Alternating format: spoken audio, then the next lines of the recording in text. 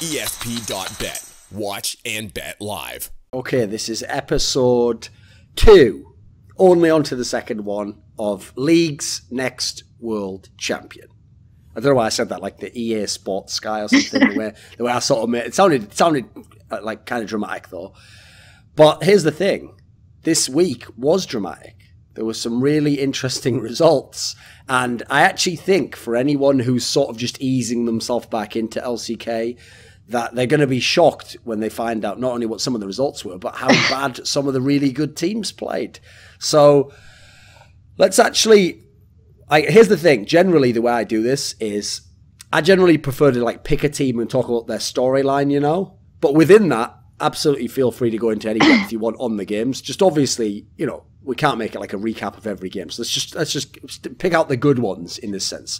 But let's just start with what was the first game of LCK, because obviously it was a marquee blockbuster matchup. It was KZ versus KSV. And if you're saying, have I got the right league? It was LCK, this is, right? This isn't like GPL or something. No, because KZ is obviously Kingzone Dragon X, which is the team formerly known as Longdew. We're going to have to do this for a few weeks, I'm afraid. Yeah. And KSV is the team formerly known as Samsung Galaxy, who won the World Championship. So these are the two teams that met in the round of 8 of the World Championship, where it was Kingzone who lost the match, and it was KSV who won the match, and similar result this time. KSV won the match. So here's the first question is this. So let's take it first of all from the Kingzone side of the equation. So I kind of agreed with you. Adding Peanut to this mix, bearing in mind KT, and as we indeed saw, is still, you know, there's still a lot of, there's more questions than there is answers over there. So bearing in mind no one can guarantee KT will be very good, I actually thought this Kingzone team is just going to dominate now. I thought like they'll start strong, maybe Samsung, you know, has some sort of a lag after Worlds. What happened in this game? Because it looked pretty good from Samsung from the game I watched. Yeah, so I think the main thing you want to look at, I know a lot of people came out and said, well, Kingzone isn't playing with Khan, and that makes a huge difference. And then honestly, it actually does make a huge difference, although I think only really in the second game could you see Rascal really struggling with some of his flanks, and that's super important because he's on Vladimir. So he basically needs to come in to a team fight with the right timing and be able to use all of his AoE damage. And that unfortunately did not happen. So sure, but let's face it, this is LCK. Yeah. We are used to seeing subs, and they have so much fire at all the other positions. You'd think if any team could manage a sub, it should be this one, right? So here's the thing that struck me about these games. First of all, I don't actually think Kingzone played super poorly in the first place, even though it was a 2-0. I think the second game, they did try out a comp where they needed to execute it properly, and they didn't. And so then, obviously, the game kind of devolves from there. But one thing that I am worried about after watching the series, and again, it's only one series, but Peanut and BDD do not look in sync together.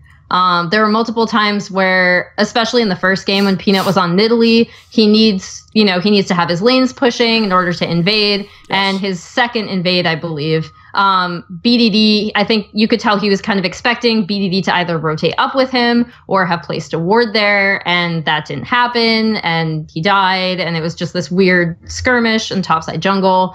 And I think that, so like if you're looking at Kingzone, you say, they still actually played pretty well. I think, especially in the second game, they came into the game with a comp that they wanted to execute, and they just failed to execute it correctly with the sped up Vladimir, Rise, and Spellbook Sivir composition, where you're just kind of pushing, and you get map pressure through TP and Rise ult.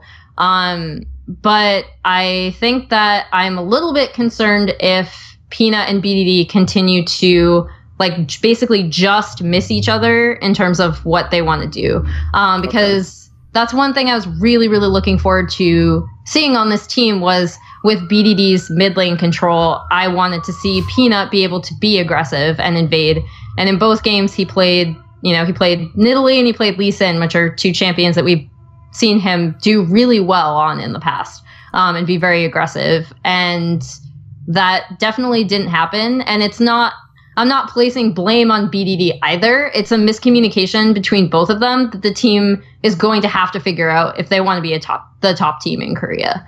Okay. Because, I mean, people will forget. Peanut is not, still to this day, it's not like, I mean, I know we've seen his name for so long, but he's still not like a super veteran. Like, yeah, he's played a couple of years now, and obviously he used to be a sub back for Najin like 3 years ago, basically. But he's only really been, in terms of the successful teams, on the Tigers team, which I actually think in a weird way, this is the point I'm getting to. In a weird way, the good thing about being on Tigers, as maybe Smeb has since found out, is that it's fairly obvious who the carry players are and how you're going to run the team, and in fact what the jungler is going to do on that team. And in fact, the fact that they played for so long with the bad junglers in the Tigers team and then got Peanut meant that it was almost like a perfect scenario for him to come into. You know, they were used to being able to play without the jungler perhaps being a very good player, etc. So when they got this player who could play carry champions and obviously knew to feed the top lane, it was like, this is going to work out great. And it did. They were so close to doing even more than they did that year, which was already win LCK. So you know they were a great team.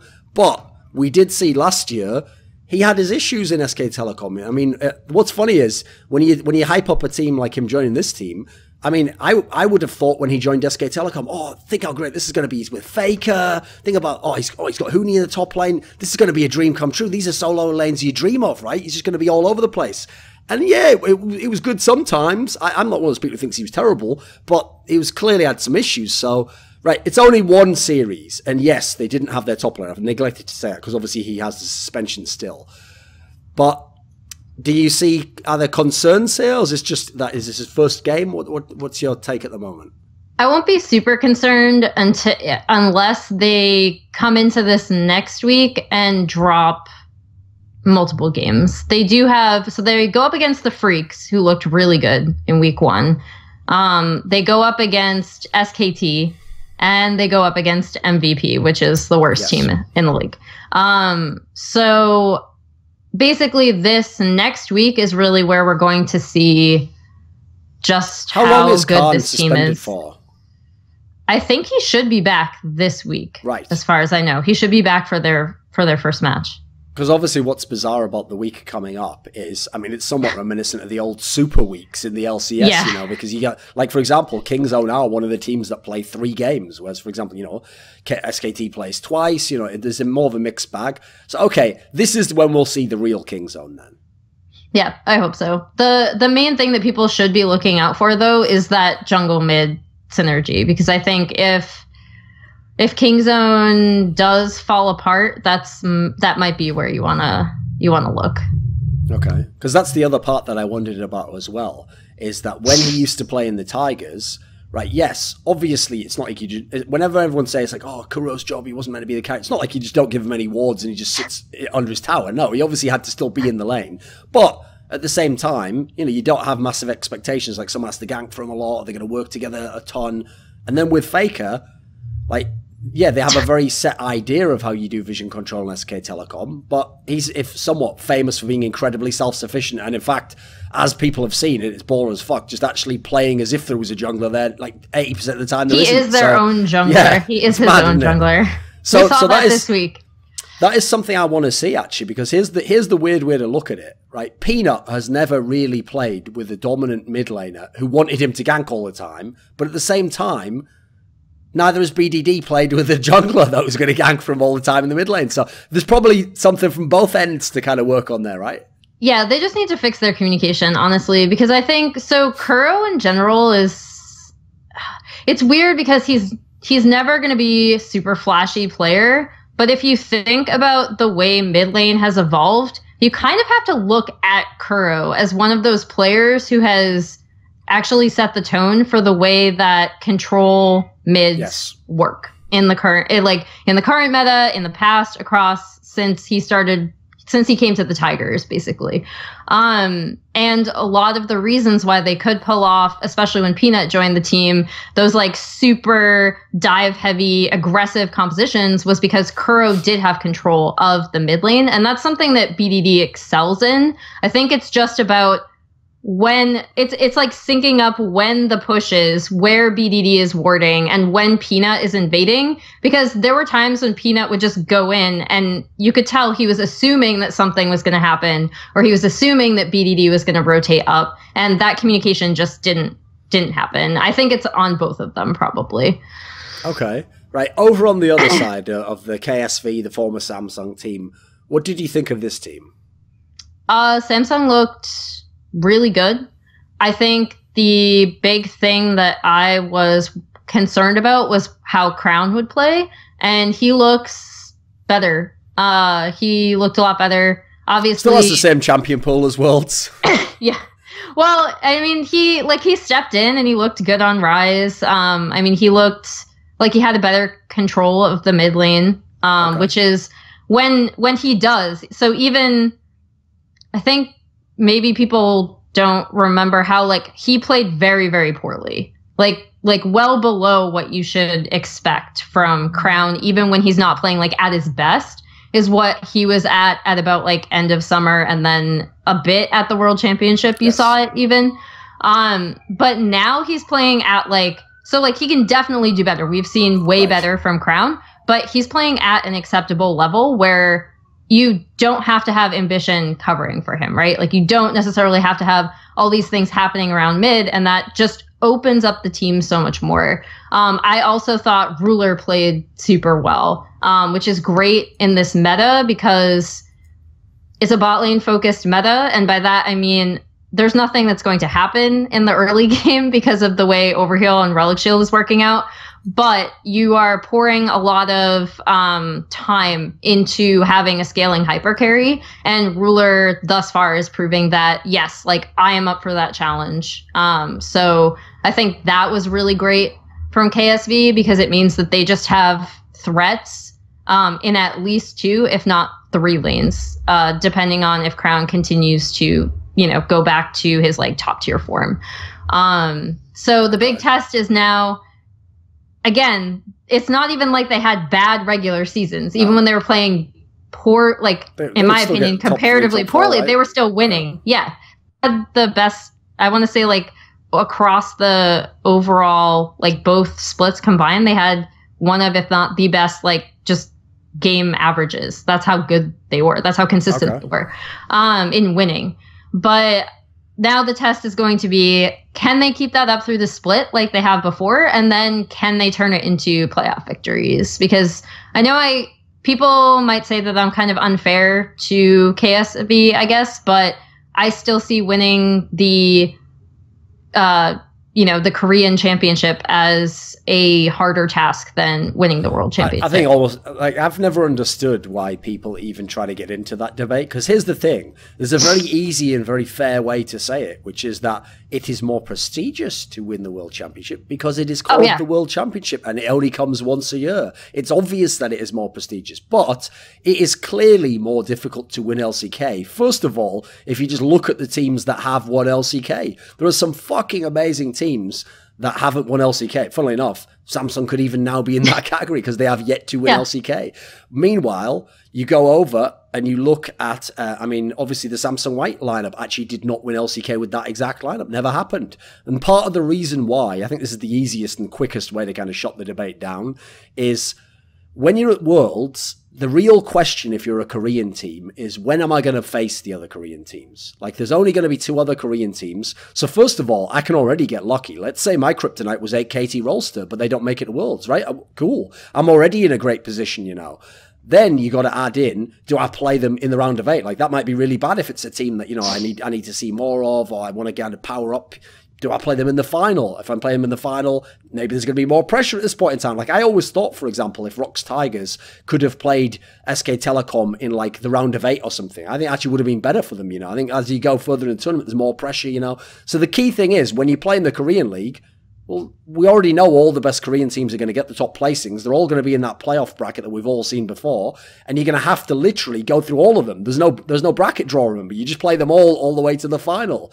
So I actually think it's incredibly hard for a multitude of reasons, and there's a good reason why I would generally put the teams that won LCK as the greatest teams over teams that just happened to win the World Championship. I realise at the moment that's very easy to say because SK Telecom won most of the World Championships anyway, but I think in years to come, this point will be vindicated, because in years to come, I think, as we've seen, it probably won't be SK Telecom winning like 3 more championships. So I think we'll see that the teams that win LCK were the best teams overall. So, yeah, okay. I think just to add to that, though, it is to Samsung's credit that they did go through both Korean teams to win the World Championship. Yes, and that is also worth pointing out because obviously some teams in the past have not done that, have not had to do that. So, okay. So there was another game that KSV played where they played against Jin Air Green Wings. Right, Jin Air in general, I realised later on in the discussion we'll definitely be bringing them up more. Yes. Not necessarily a team that people have massive expectations for. In fact, they're a team where they still have the name value of Jin Air, but a lot of the names that everyone remembers are just gone from them. So were you surprised by their ability to give KSV a game? Not really, mainly because Jin Air, the meta for them is really good because right now they absolutely have to play through bot lane. Teddy, I know we're going to talk about him later, but he was absolutely outstanding this first week. If you've ever just want to see someone like weave through team fights with just like almost peerless expertise, like watch some of Teddy's games from this past week. He played phenomenally well. And so in that one game where they were able to come back a little bit and give KSV some trouble was the first game where Teddy was on Vayne, which I don't even think is particularly a good pick. It's not in the matter, is it? But I mean, people keep trying it. I've seen it in LSK, I've seen it in China. So it's, it is there as a backup pick, especially if you have a whole bunch of AD carries that are banned out, like the Ezreal, Cog, Kalisto, Varus, which were all banned in that game. I think that is the main reason. It's actually not to take away from Ruler. It's just when Jin Air had their late game teamfight scaling in place, they were able to win team fights with that composition, with the Sejuani, with the Azir, with Teddy just firing off the back line. And so, no, I'm not surprised at all. And we'll see later. Jin Air is a team that does not give up. They don't. Yes. They will not give up. They will fight you to the death, tooth and nail, and drag out the game. And that's what they did here, even though KSV did end up winning. I still think that if they had taken the first game, I think it probably would have gone to 3 games and KSV still would have won because I think they definitely showed just better synergy, better map understanding, stuff that Jin Air kind of screws up on and then has to make up for it by dragging the game out a lot longer. KSV has a lot more down pat. So I still think even if Jin Air had taken that first game, it would have been a 2-1 KSV. But I'm not surprised that Jin Air can take a game. I mean, I honestly think they can take a game off of any top team. Okay. Whether they can win a series is different, and we'll talk about that later. But I don't think it's necessarily a slight against KSV as much as it was, Jin Air had the team comp that they wanted to be able to team fight late. They got a team fight. And then KSV still was able to outmaneuver them and just play them out better. Yeah, I mean, actually, the way you described it there is probably the ideal way to break down Jin Air games as we go on week to week. Because here's the thing.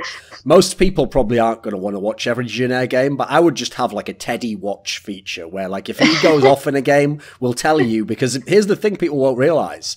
This is one of the things that's actually quite bizarre about the LCK at the moment. There are some players in the LCK, especially because teams like SK Telecom is a great example, actually don't have a lot of the top talent at this point in time.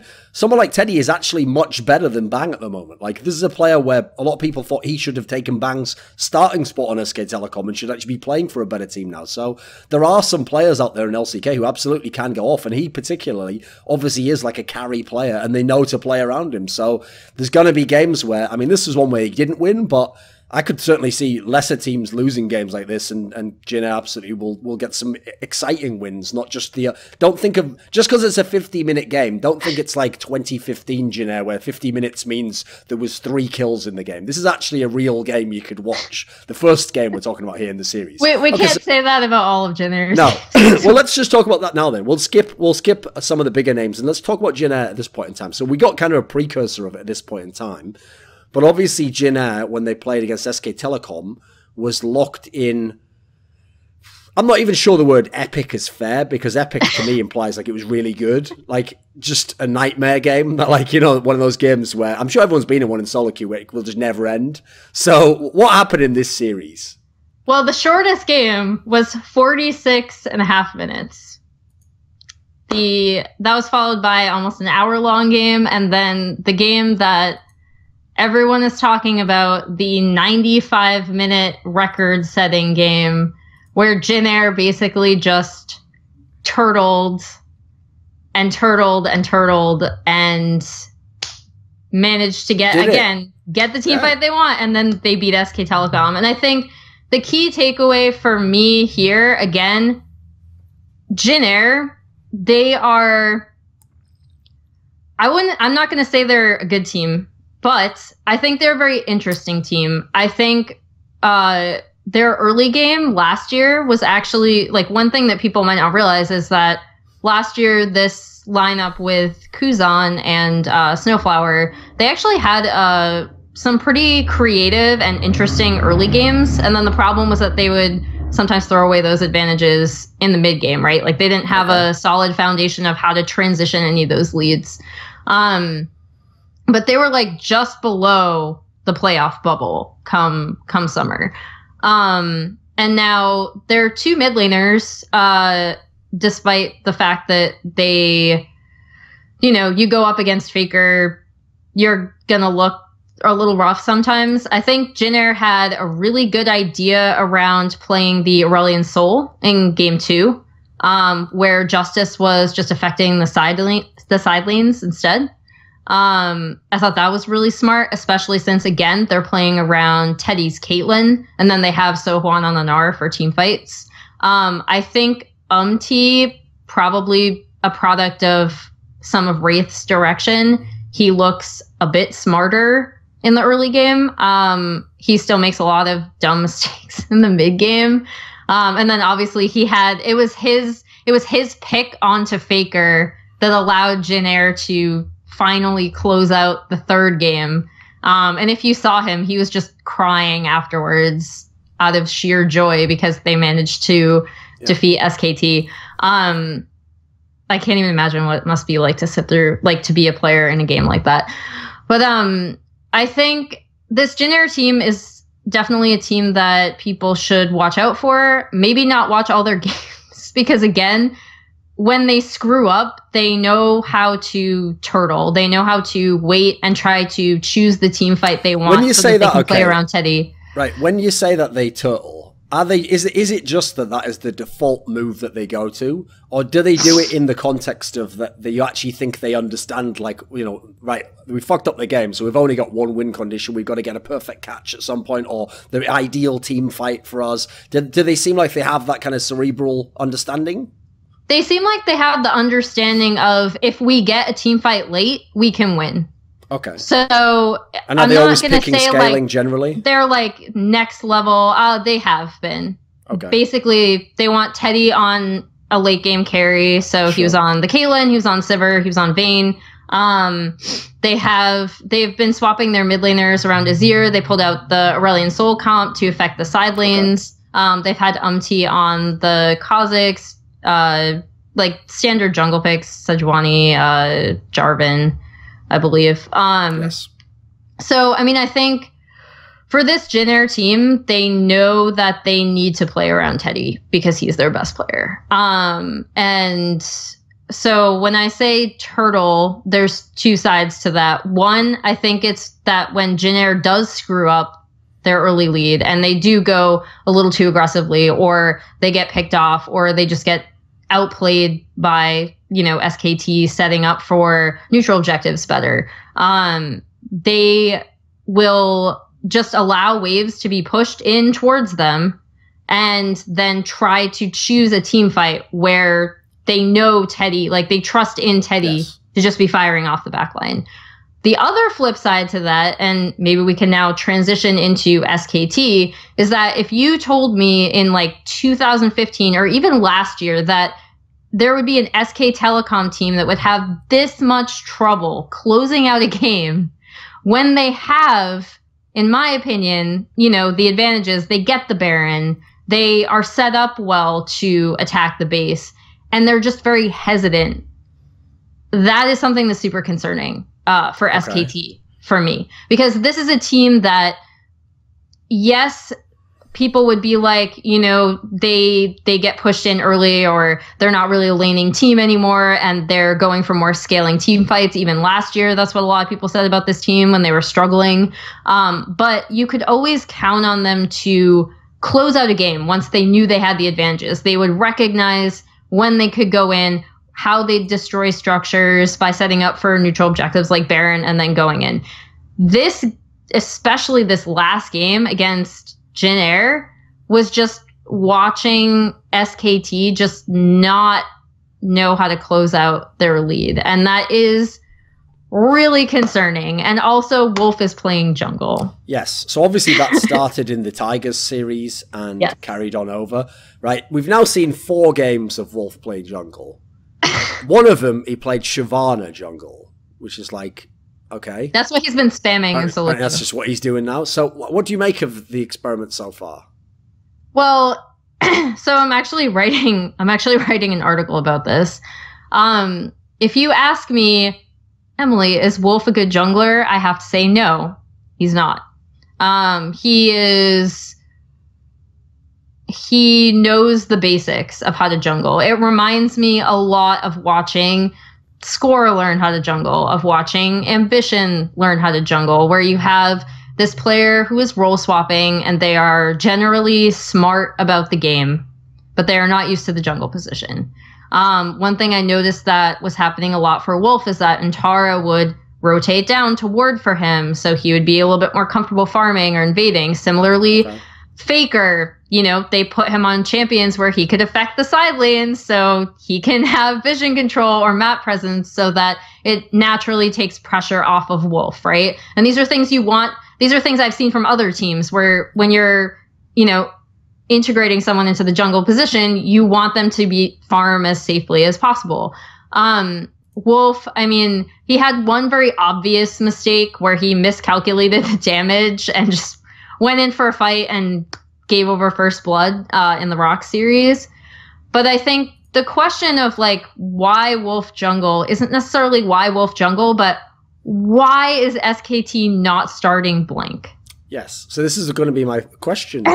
Is they did play Blank a couple of games. What do you think the concern is here? Like, was it worth gambling on Wolf? Like, I honestly can only guess, because it has to be something intangible on the team that I don't understand, like that I can't see from my perspective. Because if I'm looking at the talent of these two junglers, if I'm looking at the play style, like it's very obvious. Yes. Blank has jungle experience. He knows how to react to certain situations that Wolf will not be able to, not because he's not a bad player, but because he hasn't seen those situations from the jungle position. Like, jungle is a very specific position, and it's a position that changes every year as well.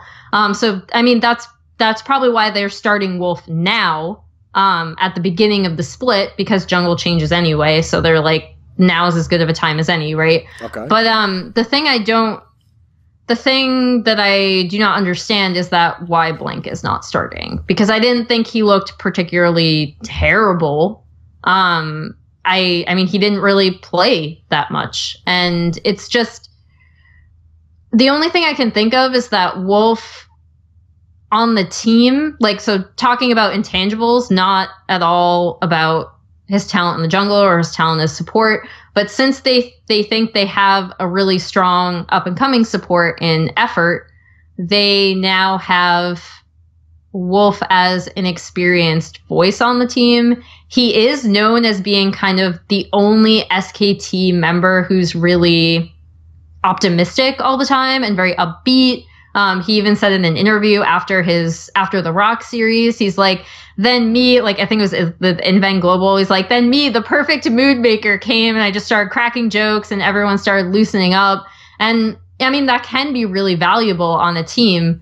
The main issue I see is that you are taking away from, you know, some of the lane pressure Faker can provide, or you're sacrificing some stuff topside where you are going to have to rely on Intara to be in some of these matchups where, as we saw this past week, like he sometimes gets pushed in or he gets decimated by his laning opponent.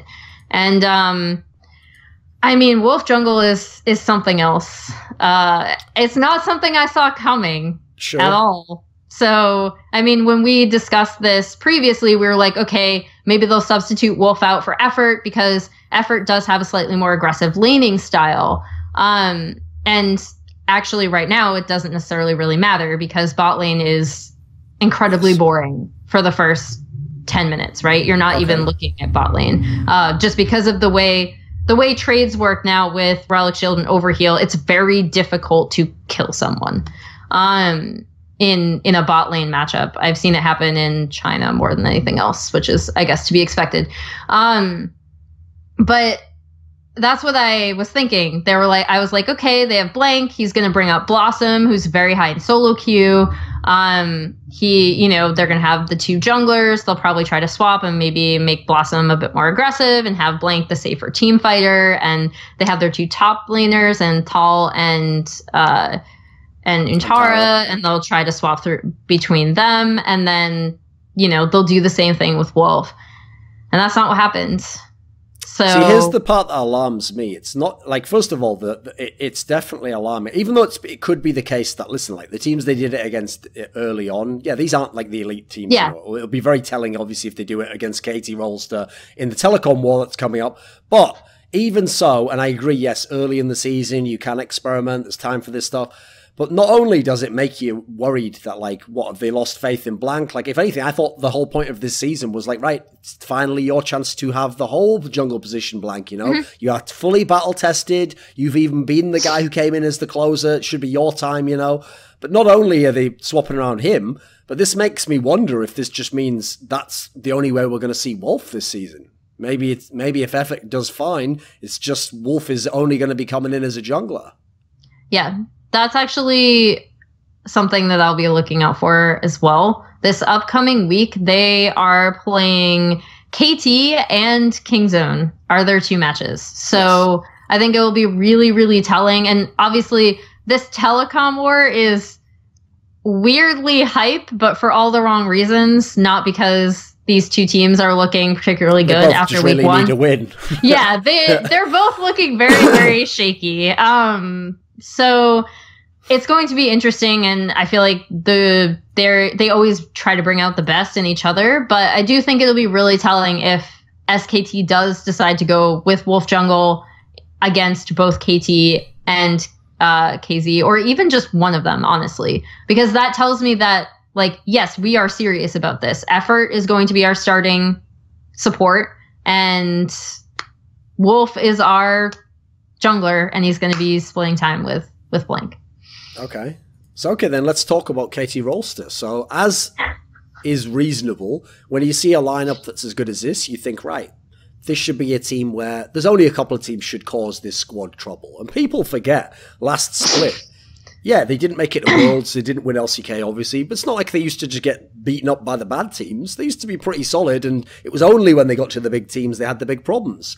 So, on the one hand, it's underwhelming to see them lose immediately to Afreeca Freecs. With that said, though, Afreeca Freecs obviously did field exactly the lineup you said you wanted them to put in. Like, this was pretty much like the dream team of the players they have, because they have, I think they're the team that has 2 players for every position, right? I think they actually have 10, I think. Yeah, they have a full substitute lineup. Okay, let's start on the KT side of the equation. So, does KT this season look different to KT last season?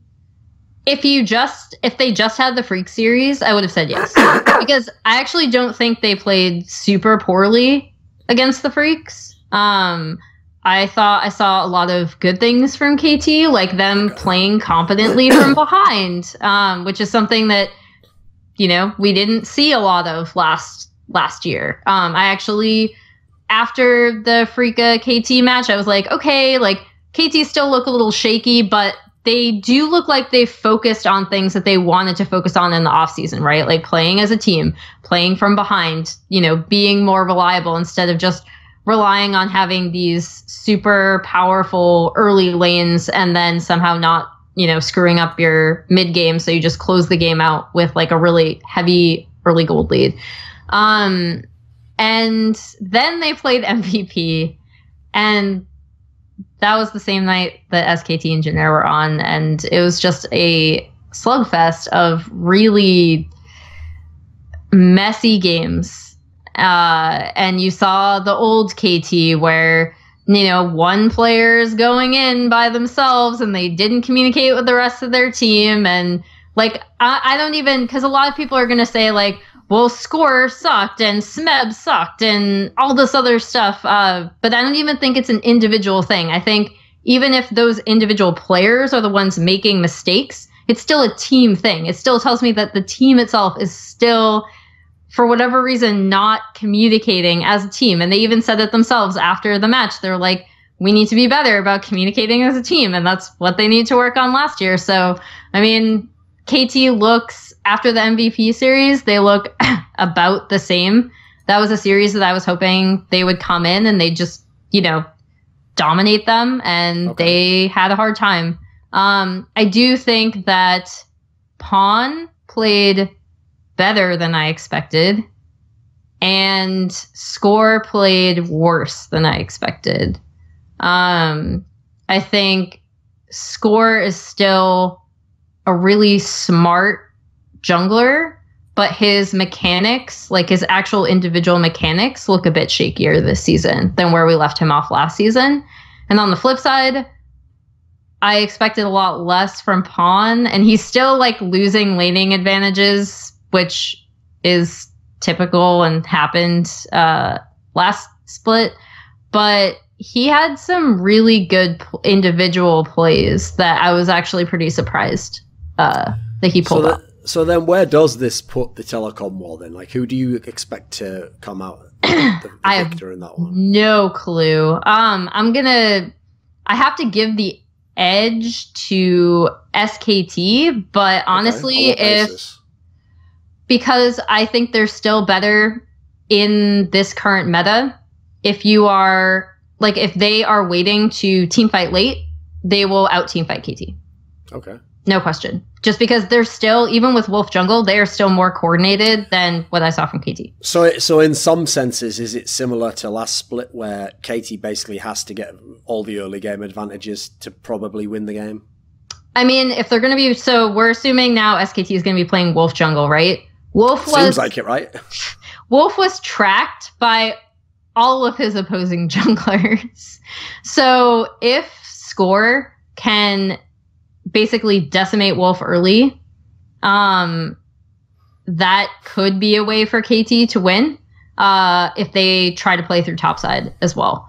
Because I did not see a lot from Tall that made me think he was going to be kind of that carry top that SKT like desperately wants him to be. And then Untara, as we said, he again struggled in some of these laning matchups. So I do think that KT has been a lot better about putting Smeb on some carry champions. And so if KT can play through topside, I think they can win. I think the main issue for KT right now is that, again, the meta itself is not in their favor if they cannot coordinate their team fights better.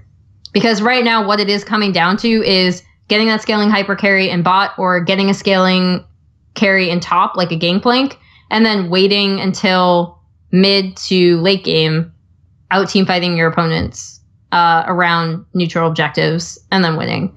And that's what we saw a lot of in Korea this past week. So I think that is definitely where KT still look like they are having issues. And that could be where SKT take over if they can just out team fight KT. Because the interesting thing to me about this matchup now is obviously in seasons past, people thought well, whoever is the better of these two teams is probably going to win. Plus, as you always expect, very good chance they'll meet in the playoffs because of the way the playoff system works. But actually, I think at this point in the season, the fact that KT hasn't looked very convincing in their first games, which weren't even against the best teams, means that if KT wins this one, and then SK Telecom has to go straight into playing Kingzone, this could be where SK Telecom starts with like the all-time worst beginning since long ago when barely any of these players were on the lineup, you know, because they'll be in a terrible spot if they're 1-3 after the first 4 games. And that's where I really wonder what happens with your experiments and what you're trying to do at that point in time. Yeah. That's why, like, I'm looking for that starting roster against KT. I really want to see if they play Wolf Jungle, because Score is definitely smart enough to exploit Wolf early, and having Blank in will help exponentially with that, just because Blank is a far more experienced jungler. So, I mean, honestly, you could tell me that either of these teams would win, and I would not be shocked. Neither of them look like they're at anywhere near what we've seen them be in the past, and I was unimpressed with both of these teams in week 1. Okay, as much as KT underwhelmed, did Afreeca Freecs impress you with their win? Yes. They looked a lot more coordinated than I thought they'd be. Maybe I underestimated them in this meta too, because again, going into the new season, I personally definitely underestimated the effect that having the bot lane meta as it is right now would affect the rest of the map. Because this is, like, Kramer is so happy with this bot lane meta. This is, like, his dream, where he just gets to farm up and then team fight late. So I think that is something that really, really helped Afreeca that I had not necessarily anticipated going into week 1. Again, they only played, so it's again hard to gauge them. They only played the one sure, but I mean, the one series against this KT. Week, we will obviously get the big test because we have them against Kingzone and KSV. So basically Longju and Samsung this week for Afreeca Freecs. So we'll know where they stand this week, right? Do you actually think then that, I mean, obviously you've only seen one series, that they're going to be a team that, unlike Jin Air, who might win the odd game, are Freecs going to win series, do you think?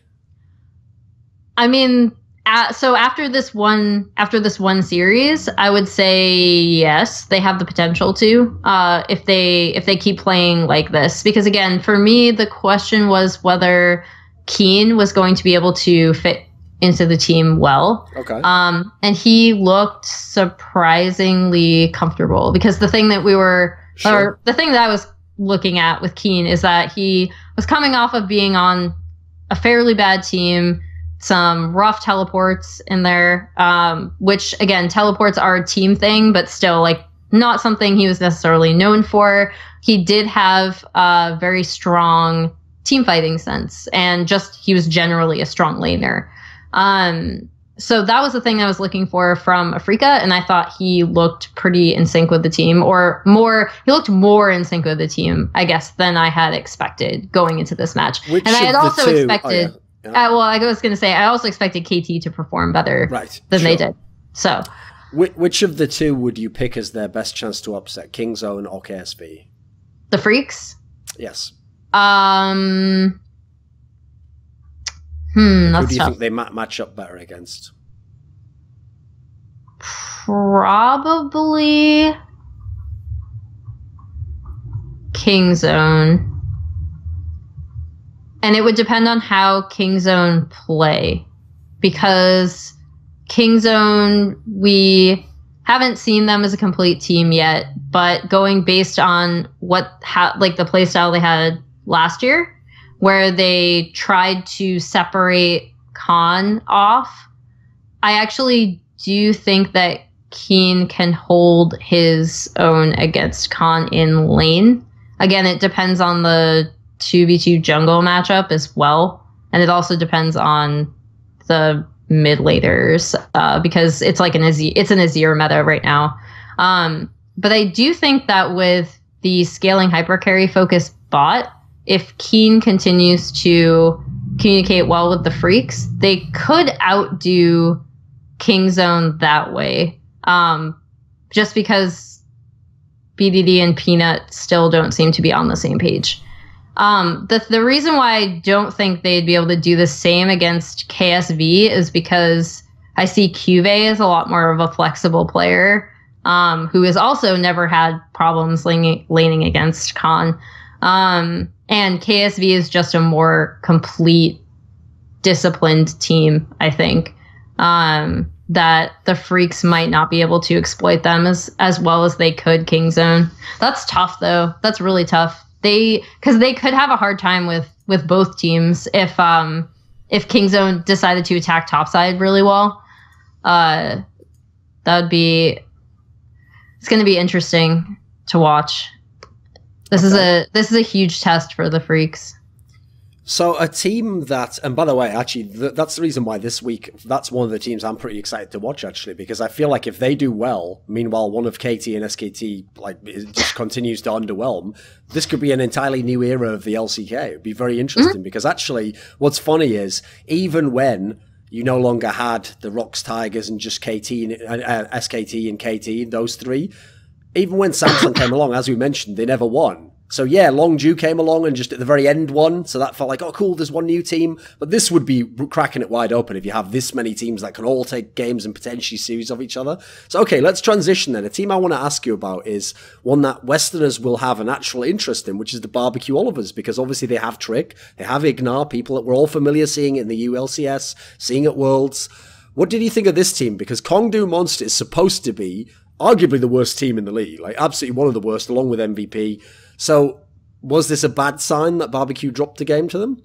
So one thing I'll say is that going into week one, I was like, Kongdu are going to suck, MVP are going to suck. And then I was expecting more out of the top teams. And coming out of the first week, kind of down on a lot of the considered top teams, a little bit higher on the Freecs, obviously high on KSV. But Kongdu was surprisingly coordinated. They actually, so like the BBQ Olivers did struggle with them, but I will say that Kongdu played better than I thought they would. Raze is working out better for them thus far than I thought they would. I still don't think they're a good team, but they did surprise me with their level of coordination. BBQ actually played about what I expected. Trick had, so when I talked about them last week, I was like, it's all going to be about how Trick communicates with his lanes. And I think we saw in game 1 and game 2 that he still doesn't have a strong synergy with a lot of his lanes, especially early. I actually thought the Ivern pick wasn't bad, especially since he's so comfortable with it. He knows how to punish teams with that pick. I thought it was really good. But then the team itself didn't really know how to play around it when it came to the mid game, and they almost let Kongdu back into that game too. So I think it's a combination of BBQ playing about as I expected. I think they'll improve with time, because that's usually something that just improves with time the more that they play together. But I will say that the bottom tier teams performed slightly better than I thought they would, and then the like KT, SKT, Kingzone performed slightly worse than I thought they would. So okay, because in this next week we're going to be seeing BBQ take on KT Rolster. Now, do they have a shot against KT? Yeah, but it would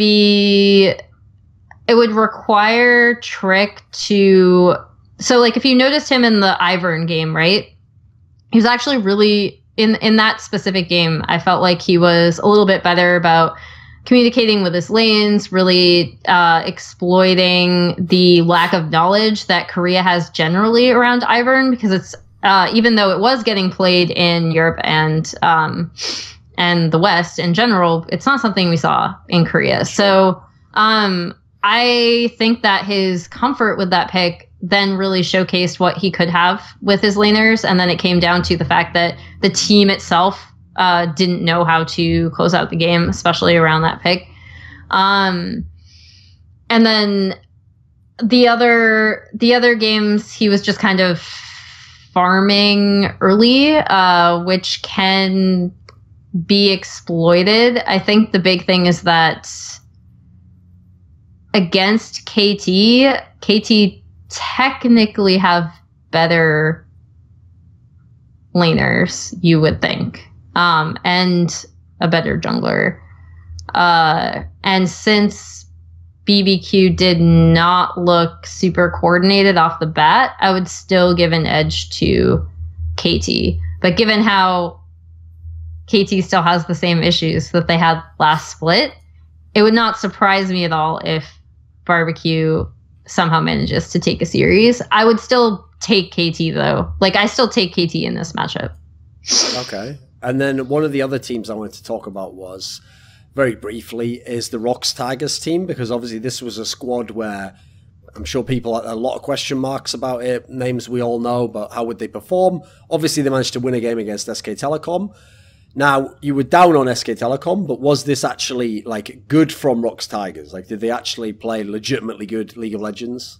I mean, they got the so the game they won, they got the Camille matchup in the top lane, and they played through topside.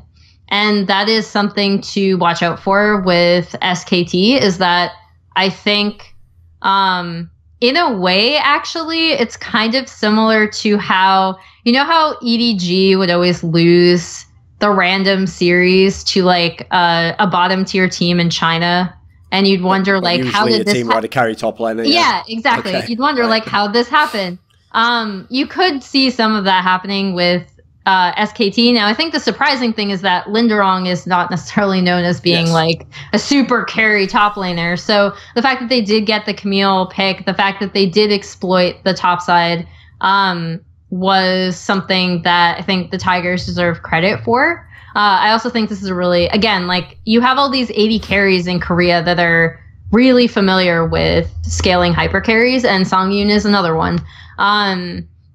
The thing to me that was weird about the Tigers is that they subbed out Kuzan after game 1, and I still think that Kuzan is a much better mid laner than Lava, despite the fact that he played the Azir in the game that they won, and then he played Azir again in game 3 that they lost. So it was just like 3 straight Azir games, but they swapped out the mid. So I'm kind of wondering what's going on there, if they just feel more comfortable with Lava because they've played with him a lot more. But I do hope that they manage to integrate Kuzan a little bit better onto the team, because I do think he is a generally better mid laner than what I've seen from Lava. So that's another thing I'm looking out for from this team. I think the thing that did surprise me, though, is that, again, like, Linderong isn't known as this like hyper carry top laner, and they still managed to exploit SKT's top side. So. Okay, because Rox plays against, I mean, they play Barbecue, but the game I'm more interested in is when they play against Afreeca Freecs. How do they actually stylistically match up against the Freecs? I think the Freecs have it. The thing you want to look at from both teams is the bottom lanes going up against each other, because, again, Kramer, super familiar with scaling hyper carries. Songyun, super familiar with scaling hyper carries, even though not much is going to happen in lane. You will likely see some attention to ensuring that they can both farm up their carries and then teamfight around them. I think from what I saw from Afreeca, though, they're much better at playing around Kramer. They just look a lot more coordinated, and Keen is, like, even when he was on a bad team, Keen is someone that I was like, oh, this is a carry style top laner. So they wouldn't be able to use the same strategy against SKT in terms of attacking the top side either. So I would definitely give that matchup over to the Freecs. Okay, right. What I think we should do towards the end now is a similar thing I used to do when I did my incoming aggression show at the LPL with Froskurin, which is we pick games that people might want to watch out for, right? But here's what's interesting, is normally people would think, oh, it's a slam dunk, isn't it, Thorin? You just KT versus SKT, everyone wants to see that. Well, actually, first of all, there's so many games that there's a lot that look, once you know the teams, look very enticing here. So first of all, the first question is, what do you think will be the best match? So obviously we've got a lot to choose from here. There's Afreeca versus Kingzone. There is KT versus SKT. There's KSV versus Afreeca. There's Kingzone versus SK Telecom. You can go further if you want an exotic pick, but I think those are pretty, which one of those is jumping out to you? I'm torn between the leadoff match, which is tonight. So by the time this comes out, it would have already happened. But Afreeca and Kingzone, I think, is going to be super interesting because of the things I said about the top side of the map, right? And how both teams are, like, Afreeca is learning how to play around their new top laner, and kind of he's kind of trying to step into that position that Marin had, right? Where Marin would always drop pressure topside. And then Kingzone, obviously a team that really wants to play around Khan. And then KSV Afreeca is also super interesting to me, despite the fact that I think Afreeca has less of a chance against KSV than they do against Kingzone. Okay. Because, I have to say, like, it's not even just the fact that they both looked whack in KT and SKT in the first games they played.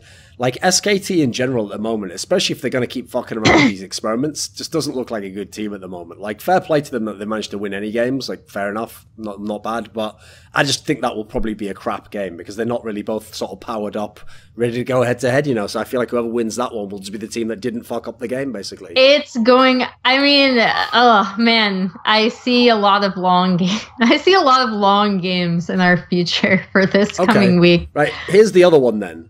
What's sort of the sleeper pick? The game that maybe people won't expect to be a great game, but just for, it doesn't have to even be the best teams, but just because of matchup, or maybe you can anticipate something interesting happening in the game. What would you pick as kind of the sleeper, kind of, the thinker's pick?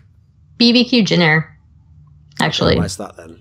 I think because we don't yet know how these two teams are going to come together, but I'm curious to see how they attack each other. And like, I want to see Trick have better communication with his lanes, because I actually think his lanes are pretty good.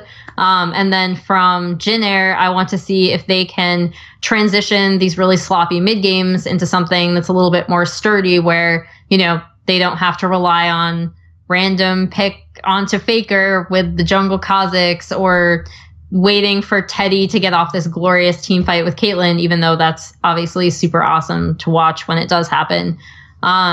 So I think that could be interesting. I think you could see some interesting team fighting, some rather curious jungle picks, because is not the brightest jungler, but he's definitely willing to try out some interesting pathing, and he has some interesting decision making sometimes that pays off. So watching him go up against Trick is kind of fun for me, because I see Trick as someone who really knows how he wants to approach the jungle and takes things kind of slow and steady. So that's my sleeper pick, 'cause I think you could see some interesting matchups in that game. Okay. I mean, I definitely agree with you on the game of the week. I think it probably will be Afreeca Freecs versus Kingzone, and not least because Like, here's the weird thing. People know historically, Afreeca Freecs, they used to beat SK Telecom, didn't they? Yeah, but not exactly this type of Afreeca Freecs. That's the point. They've made roster moves. It's a different team. But this team is the one where, if you haven't watched LCK much, the name value is non-existent. You only know Spirit, basically, and even then, you probably only know him, unfortunately, from most recently, which is when he was in the EU LCS, which was terrible. So I actually think instead, like, this is a pretty good team. Like, there's a lot of underrated players in this squad, and crucially, they've got, like, players that balance out with each other. Like, the bot lane is, you could just tell from those names on paper that was going to be a great bot lane. So as long as the top lane holds, that could be a really solid team, and especially with the matchups they've got this week, perhaps this is the week where we find out they're actually going to be a contender, which would be kind of crazy. Yeah. I mean, I would love to see Afreeca crack into that top 3. I think that'd be particularly interesting, since they were kind of not necessarily panned, but the letting Marin slip through their fingers, was definitely one of the weird thing, though, of the off season. That's the weird thing, Emily. That's what I actually think makes them a cooler team now. Because the problem is, not only was Marin someone who, as a world champion and an LCK champion, had like the status of, you know, if he wants to be the star player, he can be the star player. But one of the things that for some reason is a piece of trivia a lot of Westerners always forget is just how old Marin is. So apparently in all the teams he's in, he automatically gets kind of the status of sort of like, you're the leader. So unfortunately, I do feel like last year's Freaks, while it was cool that they could get all those upsets, they did feel almost like a vanity project for Marin. Like, right, it's Marin's time to sort of, you know, like when some great sports star has that last year where, you know, we're going to keep paying him because he's the superstar, you know, but we're not going to win. The aim then is like, you know, just give the fans a show. So Marin used to just go ham every game and do whatever the fuck he wanted, which was cool in its own way if you like top lane. But I actually think him leaving and sort of the hole that created, it's being filled by the rest of the team. It's not just Keen now who comes in and has to be the new Marin. Looks like they're a better team, actually. Yeah, I mean, I think the other big thing that happened towards the end of last year is that Kramer stopped sucking. To put it quite frankly, like he went from, and I said this last week, but he basically went from an AD carry where you need to give him resources or else he'll feed, into an AD carry that you actually want to feed resources to because then they will perform well for you.